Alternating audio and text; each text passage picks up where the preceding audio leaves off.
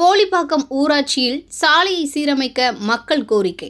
ராணிப்பேட்டை மாவட்டம் சோலிப்பாக்கம் ஊராட்சிக்கு உட்பட்ட அயந்தாங்கல் கிராமத்தில் சுமார் 80க்கும் மேற்பட்ட குடும்பங்கள் வசித்து வருகிறது.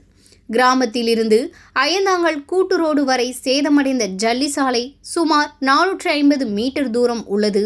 இந்த வழியாகத்தான் பள்ளி கல்லூரி மாணவ மாணவிகள், விவசாயிகள், வேலைக்கு செல்வோர் மற்றும் மருத்துவ சிகிச்சைக்கு செல்வோருக்கு என பிரதான சாலையாக உள்ளது. இந்த சாலை கடந்த 10 ஆண்டுகளுக்கு மேலாக சேதமடைந்து ஜல்லிக்கட்டில் பெயர்ந்து ஆங்காங்கே குண்டும் குழியுமாக உள்ளது. மழைக்காலங்களில் தண்ணீர் தேங்கி சேரும் சகதியுமாக மாறிவிடுகிறது. மேலும் அவ்வழியாக இருசக்கர வாகனங்கள் செல்லும்போது ஜல்லிக்கற்களில் சரிந்து விழுந்து அடிக்கடி விபத்துக்குள்ளாவது வாடிக்கையாக உள்ளது.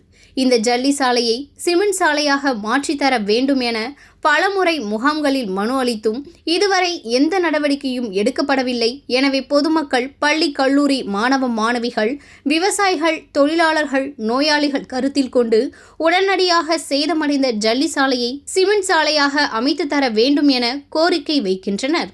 ஐயா, நாங்கள் போலிப்பாக்கம் ஊராட்சி அய்யந்தாங்கல் வில்லேஜ்லேருந்து பேசுகிறோம். நான் என்னுடைய பேர் சுகுமாரன். நானும் ஒரு முன்னாள் துணைத் தலைவர். இந்த சாலை ரொம்ப குண்டும் குழியுமாக ஆயிடுச்சு எங்களுக்கு. இது தார் சாலையாக போட்டிருந்தாங்க. இப்போ பேர்ந்து போச்சு. ஸ்கூல் குழந்தைங்கள்லாம் பள்ளிக்கூடம் போதுங்க. விவசாய பொருளுங்கள்லாம் அந்த வழியில் தான் போகணும். வேறு மாற்று சாலை கிடையாது எங்களுக்கு. உள்ளேருந்து வெளியே வரத்துக்கு இது ஒரு வழி தான். அதனால் இந்த ரோடு ஒரு 400 மீட்ரு வரும்.